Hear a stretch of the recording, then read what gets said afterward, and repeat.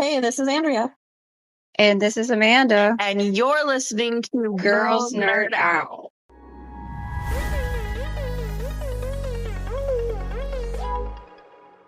Hello, everyone. Welcome back. We are incredibly excited to talk to you about the House of the Dragon season finale, which we saw last night. And as I usually say, I didn't see the name when I watched it last night. I just saw the episode number. And by the way, Andrea's here. Hey, this is Andrea, and this is the finale episode. And this title was called The Queen Who Ever Was. It was very Rhaenyra focused, in my opinion, so it makes sense because she is the queen and she will be the queen. This was a bit of a controversial episode, to say the very least. We see Aemon Targaryen on top of Vhagar, and Vhagar and him just basically destroyed it's not really a town, it's a castle. It's called Sharp Point. It's a castle that's like by Dragonstone, and it's really small. So I don't know how many people actually live there, but the house that sits there is House Bar Emmon. I think he burned it because he's pissed off about the fact that Rhaenyra has more dragons, and he didn't expect that. He's also mad because, it's their birthright to have dragons, and nobody else can have dragons. So why not just burn a place that is loyal to House Targaryen? Even though he's also House Targaryen, they're near Dragonstone. It's just one of those things like, hey, look what I can do. You may have more dragons, but I'm going to burn your people. That's what I got from it, and it's kind of disturbing because you see a bunch of people on fire. That was a very haunting scene. It's just shown like so fast. Like you just go to the scene and you see this town in flames, and you see Aemon, and it's very odd because they hold the camera on his face for a long period of time, and it looks like Vhagar's not moving, which is very strange, but it looks like she's just floating in the air. But Andrea and I talked about it, and he's just staring at the town, and both of us thought he was going to go back through and burn more people, but he doesn't. He was literally just sitting on Vhagar listening to those people scream. He wanted to like watch it and like relish in it. So he's becoming very evil. All the things that we previously saw with Aemon, like seeing him be nice to Helena when Aegon wasn't and stuff, all that's gone. That's totally gone. Yeah. True. He's just psycho now. So then after that, the scene is Larys and Aegon. He wants Aegon to flee because Aemond will kill him, essentially, which the way that Aemon's acting in this episode, I couldn't put it past him. But Aegon is just like upset. He's in a lot of pain. He's a broken man, and he thinks his dragon is dead, which I don't really believe. I think that they're purposely not telling him what's going on with his dragon, especially Larys. Larys has a whole ass plan going on. Oh yeah, I agree. And he said that he's got Harrenhal's money in the Iron Bank, and then they'll be comfortable, which is interesting. Which means he's been planning this for a while. So Larys tells Aegon that he's been slowly moving the money from Harrenhal over to Braavos. So he's had a feeling that something might go sideways for like a while. Larys has thought that he may have to flee, apparently. And so he's moved that money over there. And I think it's really interesting how Larys makes sure to tell Aegon that Aemon fled in fear. I thought that was very interesting. Yeah. Larys wants him to look bad, really bad. Yes, he does. And I thought it was interesting that he said, like, let Rhaenyra and Aemon destroy themselves, and then we'll come out when their armies are completely depleted. And the fact that he said Rhaenyra and not Daemon was interesting to me. Yeah, I'm really glad you pointed that out to me, because that means that Larys sees Rhaenyra as the challenge now and not Daemon, because Rhaenyra got 3 dragon riders on her own. Daemon wasn't at Dragonstone. Larys is speaking of Rhaenyra as being very formidable. And that is a very interesting choice to say that, because before it's just been Daemon. Daemon, Daemon, Daemon. Now it's like, no, it's Rhaenyra. So I think Laris has a much different opinion now that it's obvious that Rhaenyra is taking action. Yes, 100%.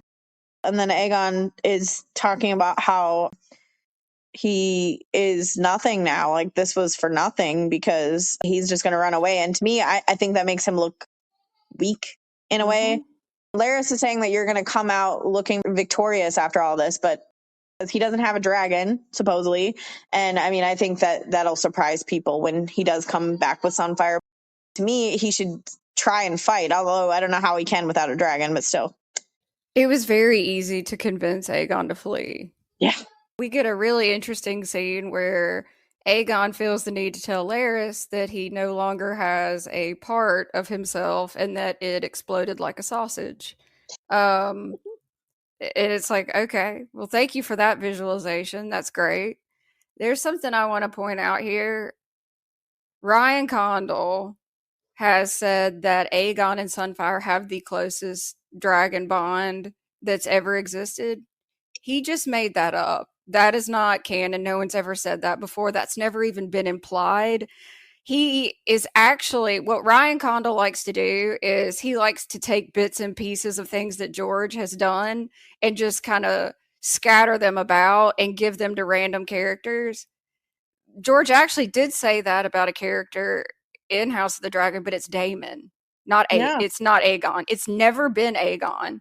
Aegon hasn't even been bonded to his dragon that long. No.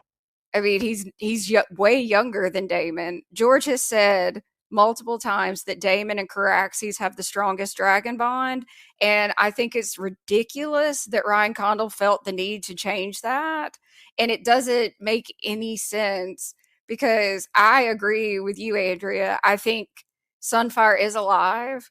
I think they're not telling Aegon so he'll leave, but also it saves money because CGI. And I think Sunfire is going to show up in the future and it'll just be some big reveal.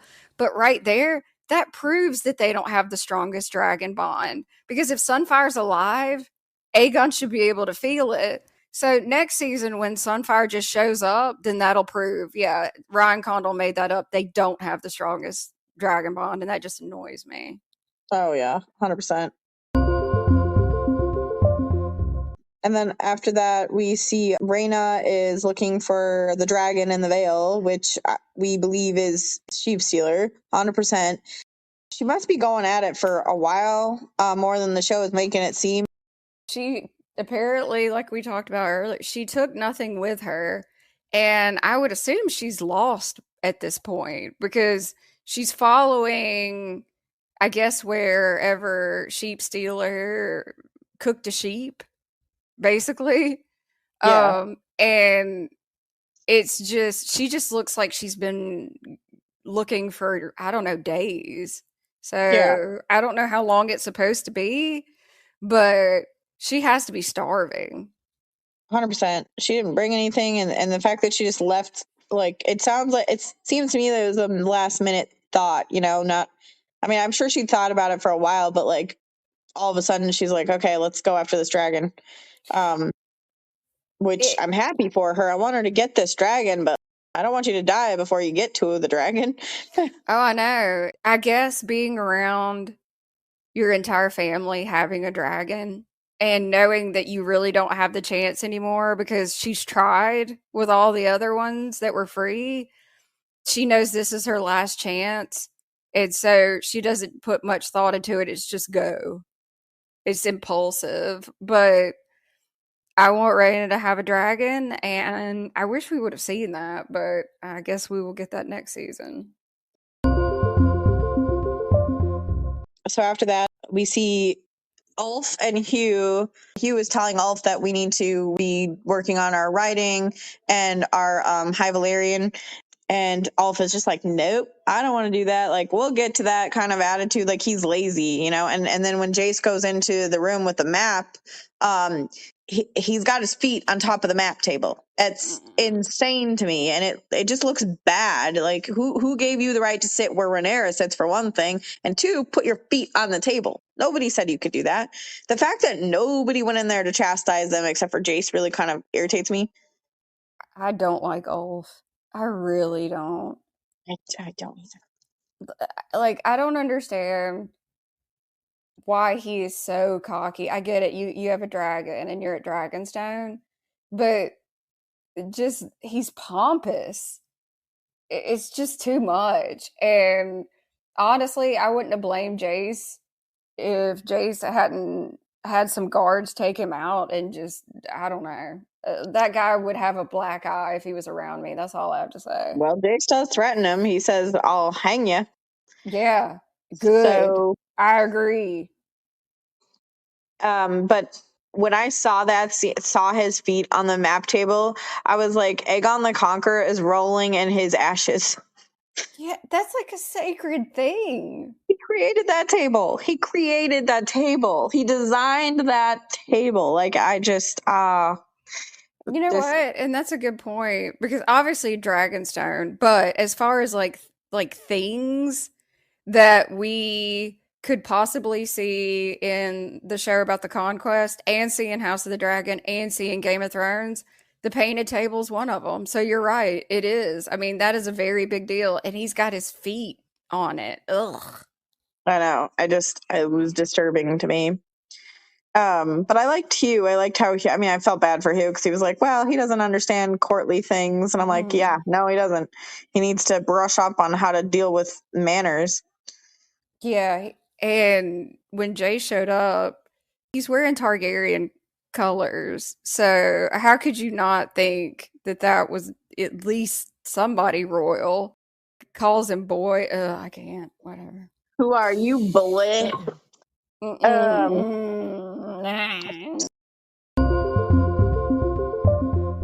So then after that, we see Rhaenyra talk to Corlys. I really liked that scene because they talk about like the fact that there's other dragons on Team Greenside that she has to be prepared for, like Tessarion, which is a baby, but still, it's still dragon. And then Dreamfire, which Dreamfire is not a war dragon, but she could do damage. So just like Cyrax could do damage, the fact that he was like, Helena could fly that dragon, and Rhaenyra's like, no, she's not a warrior. Some people are saying that shows that Rhaenyra is talking crap about her sister. I don't agree with that. It's just facts because Helena isn't a warrior. I'm not saying Rhaenyra is either, but Rhaenyra is determined enough to fight. Helena isn't, and you'll see that in the show. Yeah, I did. I thought that was odd that people were saying that was basically Rhaenyra bad mouthing Helena. No, that was a purely tactical conversation. That's why they bring up other dragons. Corlys brings up Helena because it's a possibility. Yes. Rhaenyra then analyzes the rider, who's the one that controls the dragon, and she knows Helena, and she's like, no, Helena isn't going to do that.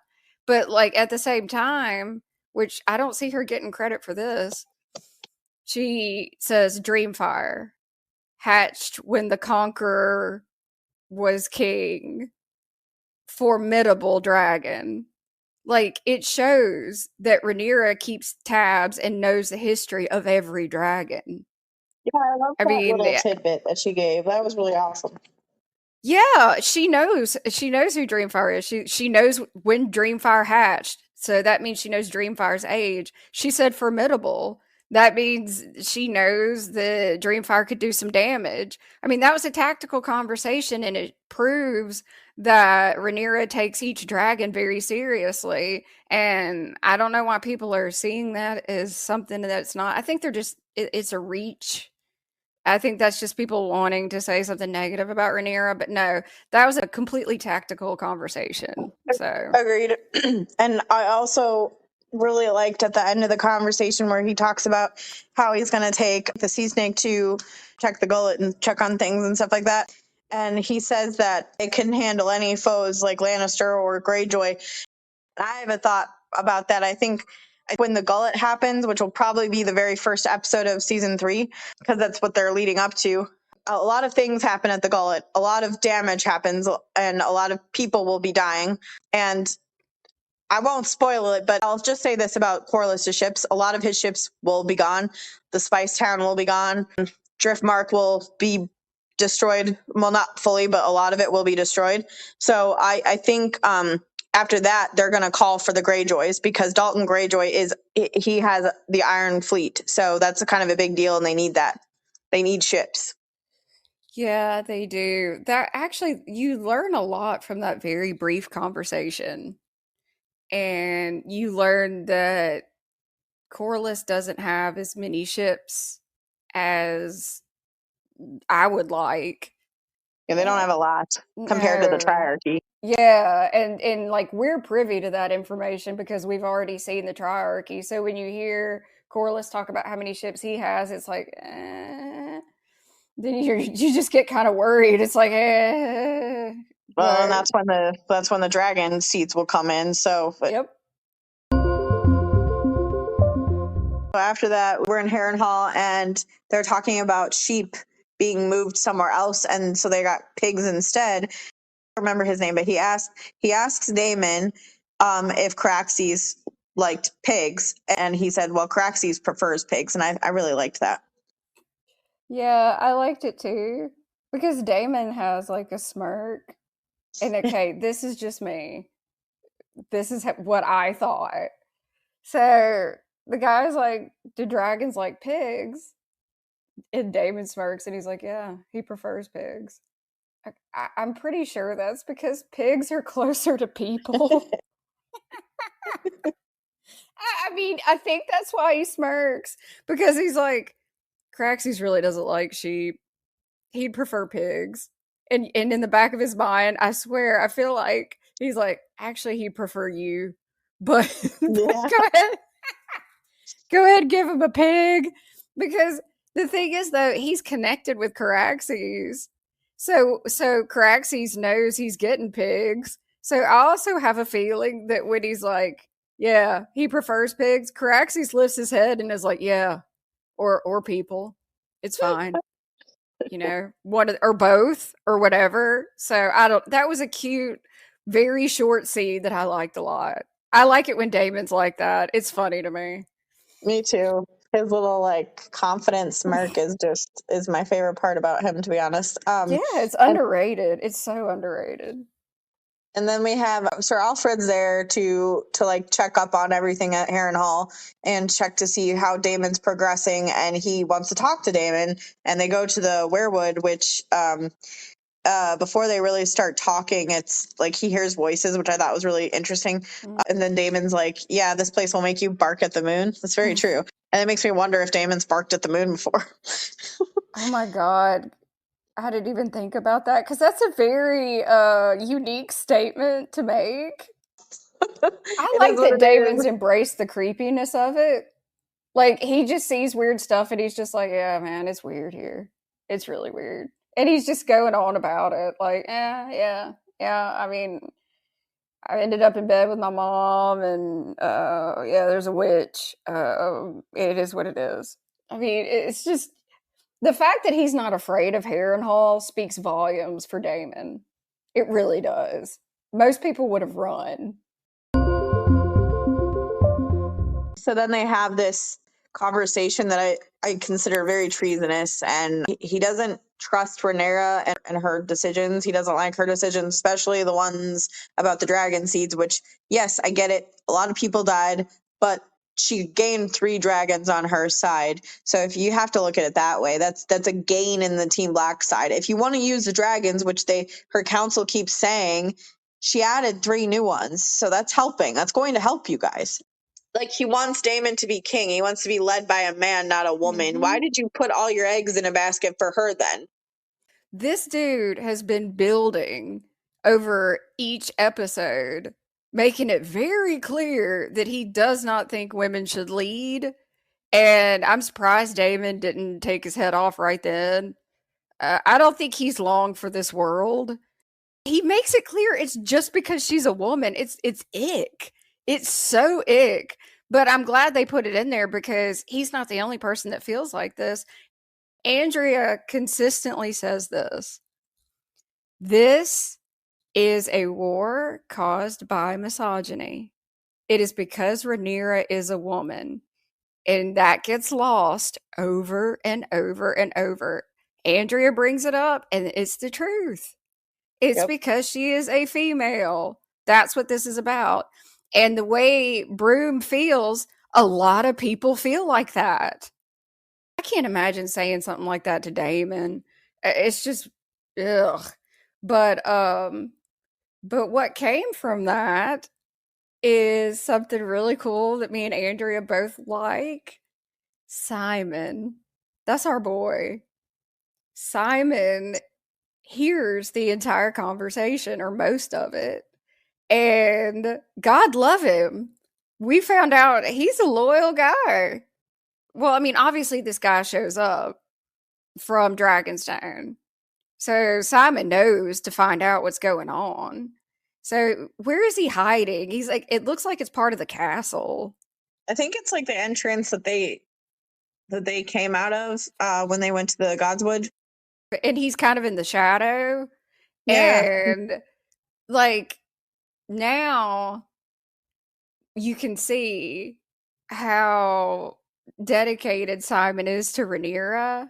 And I think that's incredible. I don't know. I love Simon. I really do. I think he's fantastic. I want him to survive and get a dragon and a castle. That would be he should be the king of the Seven Kingdoms. I mean, really? You want to talk about loyal? That's a loyal man. And he risked himself.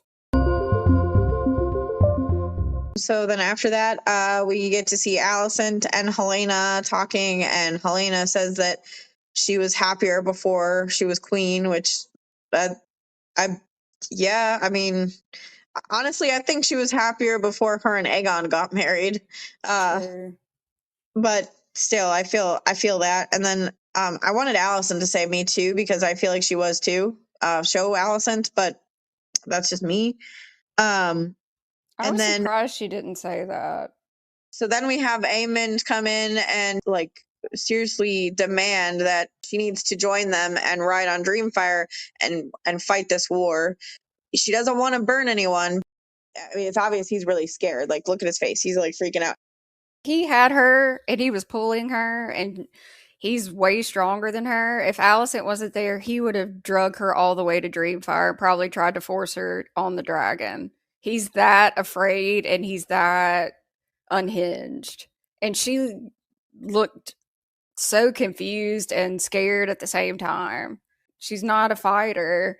No. And from what we've been told in like the previous after show, she's a dragon dreamer, and this show's version of a dragon dreamer, Ryan Condal says that she's not in reality most of the time. She can't tell her dragon dreams from reality, and every once in a while she breaks through and is able to make sense, but most of the time she is in some sort of delusion, reliving dragon dreams. So just take that with whatever grain of salt you have. Yeah. I mean, it is what it is, but he is desperate.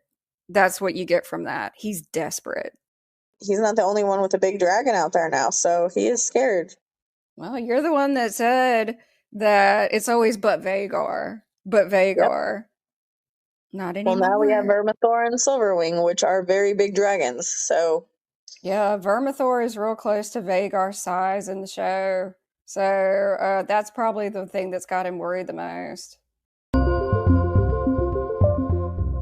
So then we're in the woods, and I don't know exactly where they're at, but we got Cole and his army, and I'm assuming they're heading towards Harrenhal, but I just don't know where exactly they're at. And Cole has Alicent's favor, and he's sniffing it, and I don't know why they have to make him so creepy sometimes. Like, I just empathetic. And the thing is, some people are saying that that's so romantic. Ugh.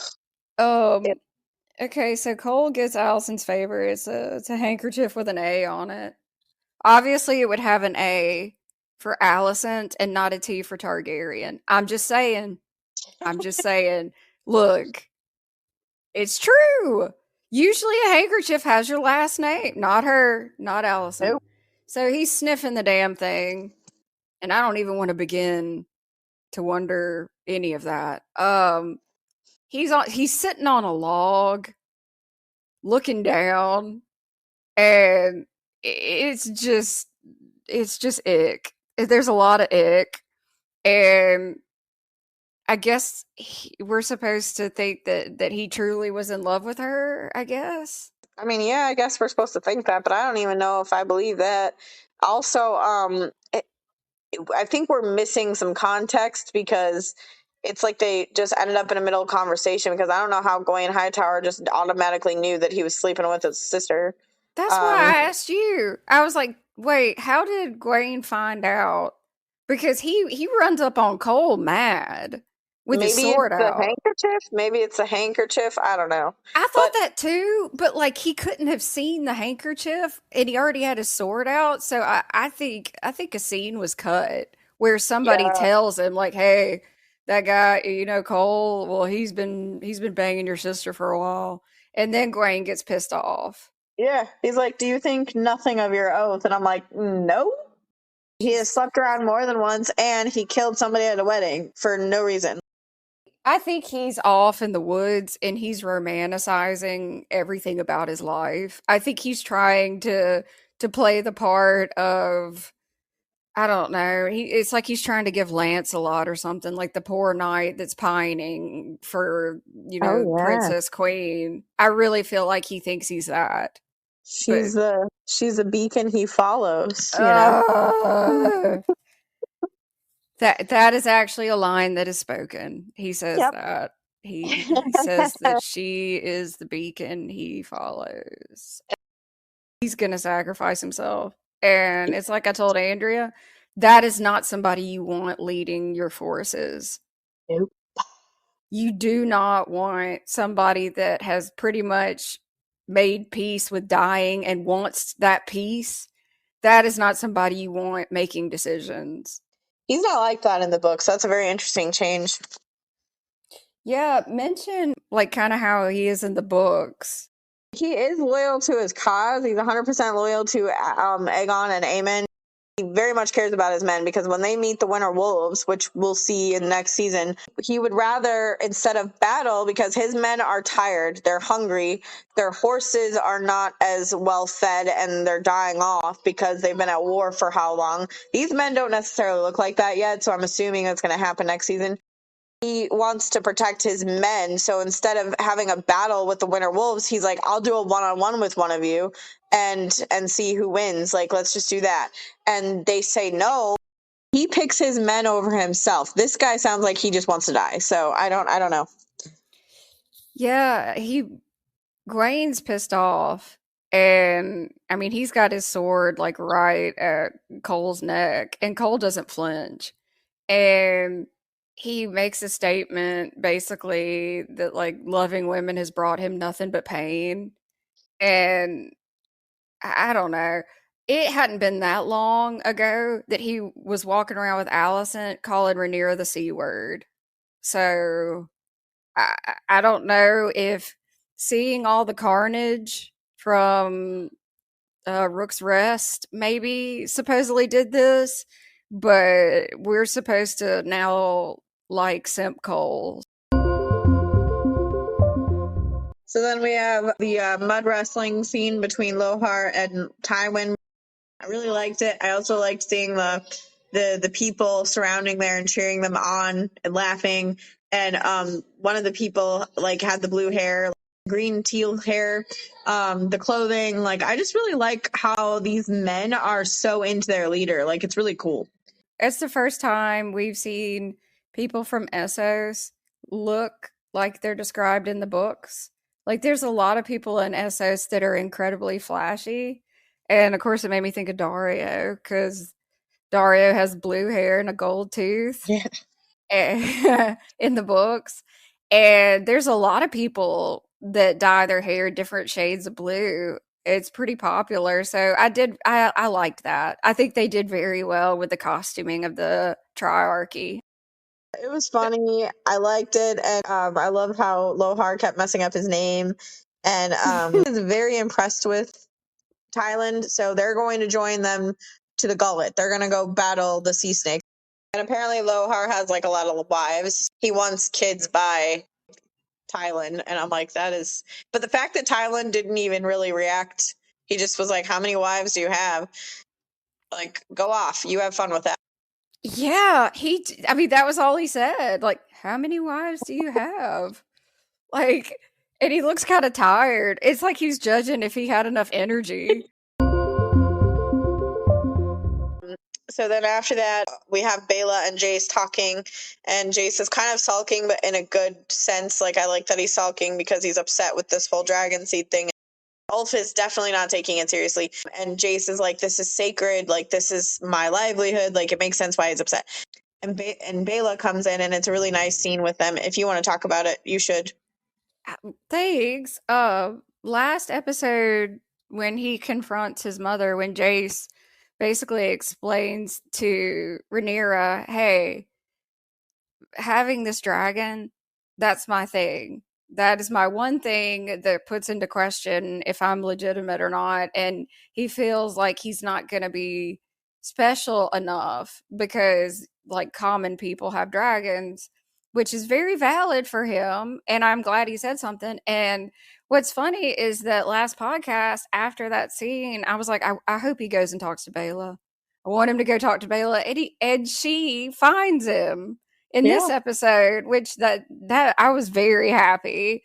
And the points that she makes are amazing. Bela has got a very good grasp of court life and reality. She's quiet to an extent, not as quiet as Rhaena, but she watches. She sees everything. And she just flat out tells him, "Do you think you're the first prince that wasn't sired by a king?" Like, she's telling him, "Hey man, this has happened before. This is not uncommon." And she tells him it doesn't matter at all. It doesn't matter that he's a bastard, not a bit. And she tells him, "Stop sulking. You are the heir. Get up there and stand beside your mother." It's a fantastic, it's not even that long, but it's a fantastic, like, get up and go speech. She did a great job. She did, and she doesn't care that he's a bastard, which I love. And that just shows you that the rest of the realm doesn't care either. I mean, it's very obvious. There's lots of places where it doesn't matter, but I loved that scene very much. I did too. And she's a great actress. He's a great actor. They've got really cool chemistry. And I love the fact that Bela knew that she was the only person that could talk to Jace about it. And he wouldn't get defensive. He would actually listen. So that shows that they speak a lot. And I think that's really cool. So then right after that is the scene with the dragon seeds and Rhaenyra, and they're eating dinner. And I'm sorry, but Ulf is just terrible in this scene too. The way that he talks to the staff, like demanding wine, demanding more birds. "Hey, I said more birds." Rhaenyra does call him out. She says, "You will have, like, what was it, manners at the queen's table or something like that." And he's like, "Well, make me a knight then." I mean, she's going to. You have to actually do something to be a knight, you know? You can't just merely bond with a dragon to be a knight. Like, she's going to make them knights. She said she was. So he's unbearable. Like, he's so over the top disrespectful that as soon as he comes on the screen, you're like,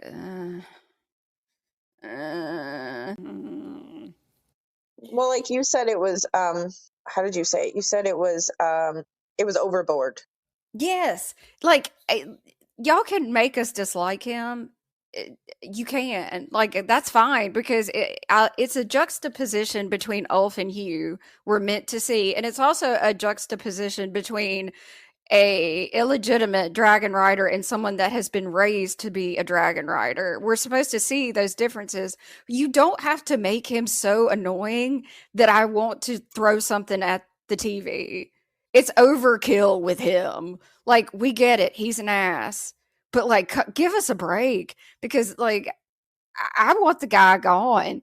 I hope Silverwing shakes him off from the sky. Like, go away. You have no respect for anything. You have no respect for anything Targaryen, Dragonstone, the painted table that was created by the Conqueror. Go away. Go. Shoo.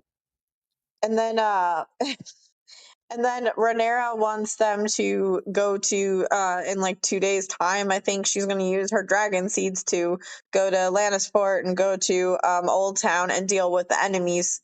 So like the enemy, they're allies, so soldiers and strongholds. And Bela's just like, oh, you want us to kill innocent people? And I'm like, yep, that's what she's saying. Jace is like, yep. And he was the only one like, what? What? Yep. And I'm just like, it's war. Yeah, it's definitely war. It's like, here's the reality of it. And he's just like, what? Like, yeah, man. I liked that they put this scene in there because it's not like Aemon's just going and torching a place. That's not what they're talking about. She just wants to lay waste to the enemy. So laying waste to the soldiers basically is what she's saying. And that decision that she makes is based on the previous conversation with Corlys. Yes. Because Corlys is the one that put it in her head. He told her, you've got the Hightower army and you have the Lannister army marching. He tells her, you've got to do something about it. So that's why she makes that decision, because Corlys put it right in her face. Hey, they're on their way. We know it. They've left the castles. Like, it's gonna happen. So she has to make that decision. It's war. And then Simon Strong sent word about how Daemon rose the army. He thinks there's treachery, so she's going to leave. And I thought it was interesting that she chose Adam to go with her. I guess because she just really likes him and she trusts him, and he is loyal. So, I mean, I kind of wish she would have brought maybe Jace or Hugh with her, but she decided to bring Adam, which is fine. Yeah. Last night after the episode, me and Andrea were on the phone. We were talking about this scene, and I told Andrea, obviously Adam is great. I mean, I love him. And the actor acts just like Adam. He's on social media and he is so happy to be in the show. He's precious. Andrea knows Rhaenyra and Daemon like I know Daenerys. So this is why I put this to question. I was like, Andrea, do you think that part of the connection that Rhaenyra feels for Adam is she feels like she got a little bit of Laenor back? Yes. And I love that very much, because same dragon, same father, they favor, and both completely committed to her. So I feel like if you asked her, like, how do you feel about Adam? I feel like she would say, I feel like I've known Adam much longer than I have. I feel like it's that. I really do. Me too. And I love it. I love it a lot. And I think that's why she feels so safe with him. And that's why she picked him to go with her. So that I love. And I also love Simon, because Simon risked a lot to get word to her. And that means that she is his number one. That is who he is loyal to over everyone. His queen. Well, now we're going to see Daemon going to stick his head in some werewood paste. It's just goo. It looks like oil. It's supposed to, okay, the werewoods, they don't have oil. Their sap is red, which makes it creepy. But this wasn't red. This was some kind of dark black goo. But it's fine. Well, before he sticks his hand in there, we see this like thing Oh walking yeah, the around, thing. and it has horns. And I originally thought it had something to do with Baratheons, but there's people in the fandom that are saying it's actually green men, which are, they are around. I think you see them in A Storm of Swords too, or they talk about them in the Storm of Swords.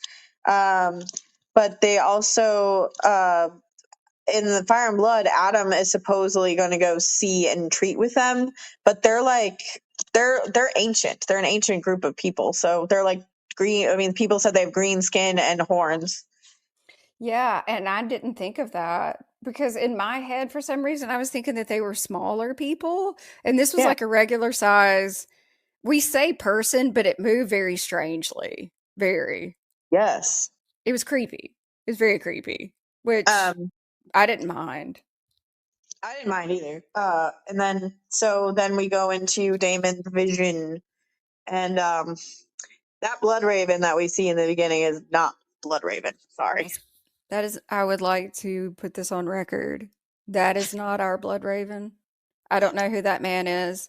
Brendan Rivers is Blood Raven, and he's a fantastic character. And here's the irony: Blood Raven has one eye, and there is a statement that's repeatedly said about him because he is a master of whispers, and he dabbles in magic a little bit. He's a very cool character. Andrea likes him. I knew she would. Yes, I do.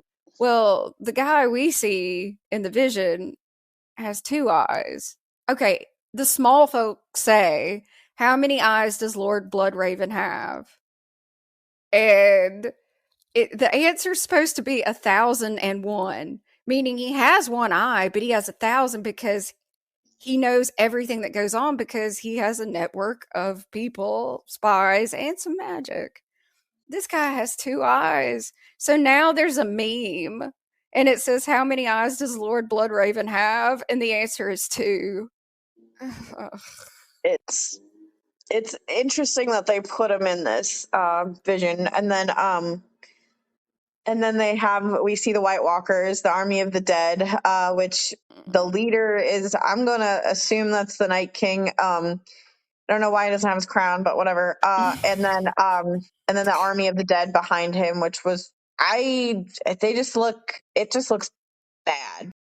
Andrea and I have seen someone say that part of the Army of the Dead was alive. No, it's just really bad CGI. And I think what it's supposed to be is the Army of the Dead we see in Game of Thrones, like they're mostly skeletal because of time. And these, I guess, are fresh Army of the Dead. I guess it's awful CGI. It is terrible.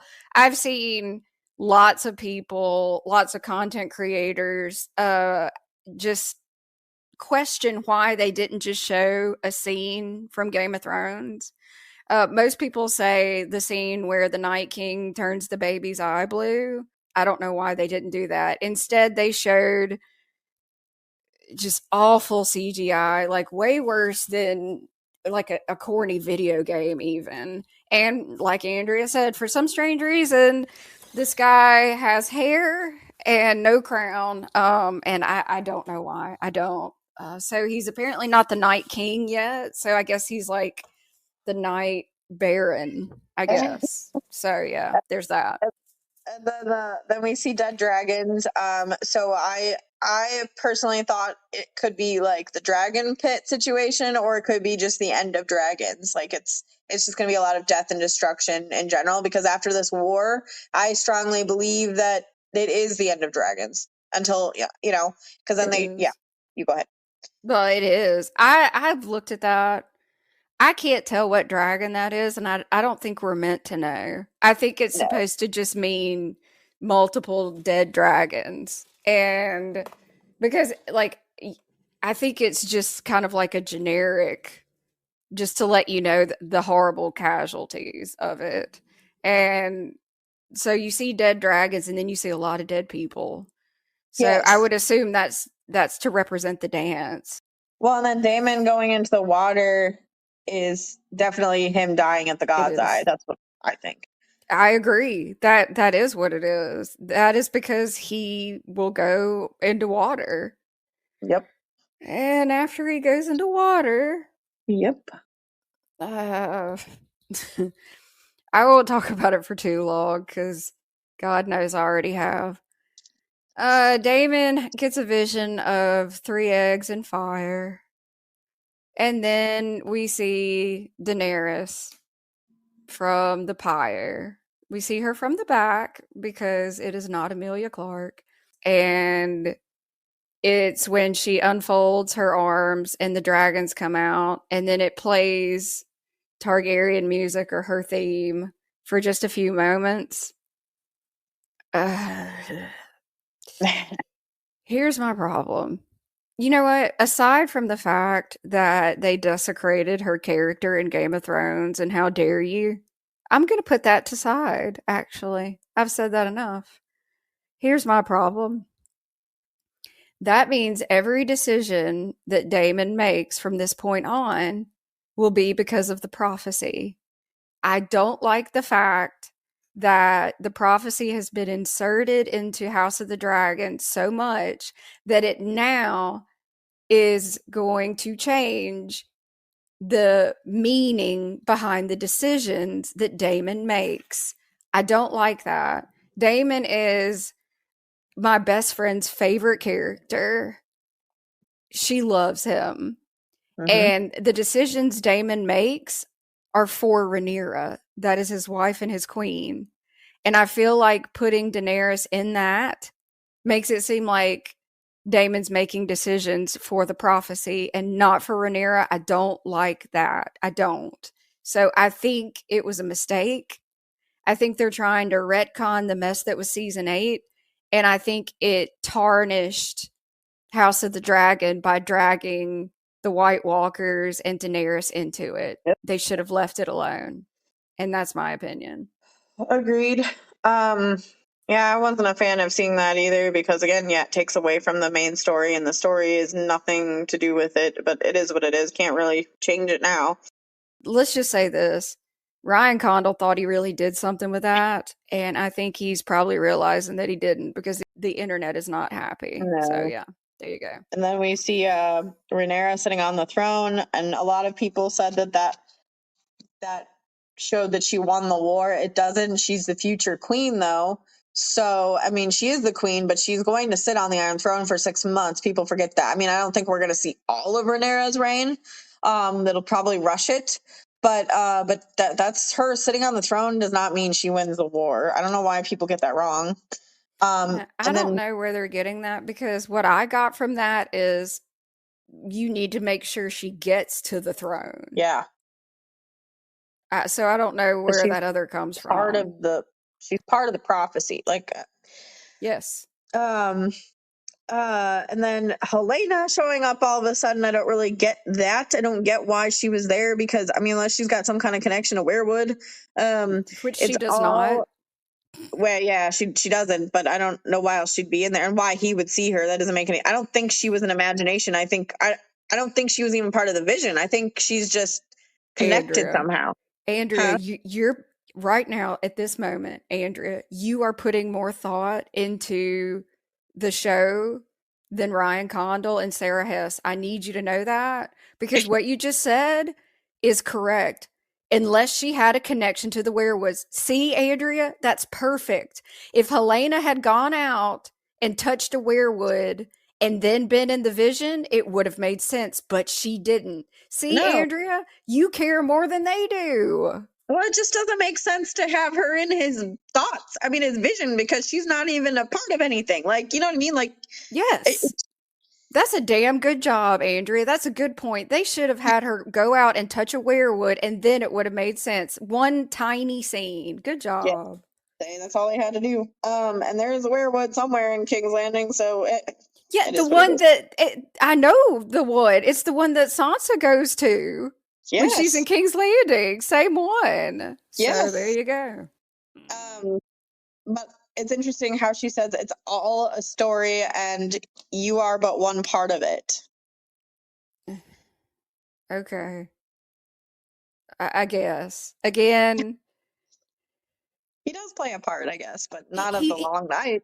No, he doesn't play a part of the long night. And again, guys, Arya killed the Night King and none of it ever mattered. They're trying to bury that.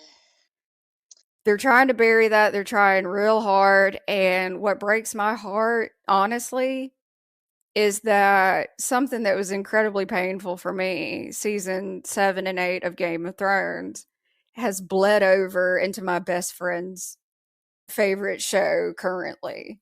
I mean, it's bled over into it, and I hate that.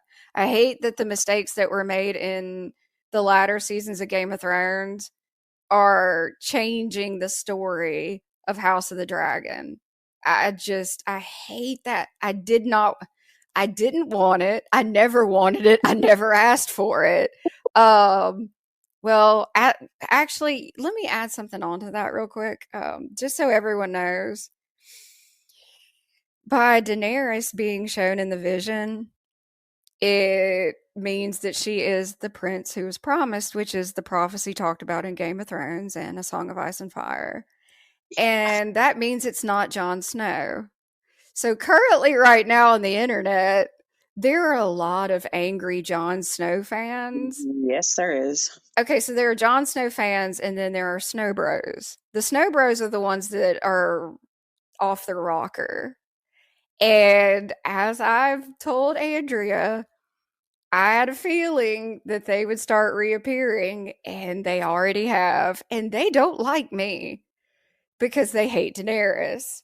So, again, did any of this need to be dug up? No. That concludes part 1 of our review. Go grab yourself a snack, some candy, and come back a little later and listen to part 2. I promise. It's worth it. Hey, this is Andrea. And this is Amanda. And you just listened to Girls Nerd Out.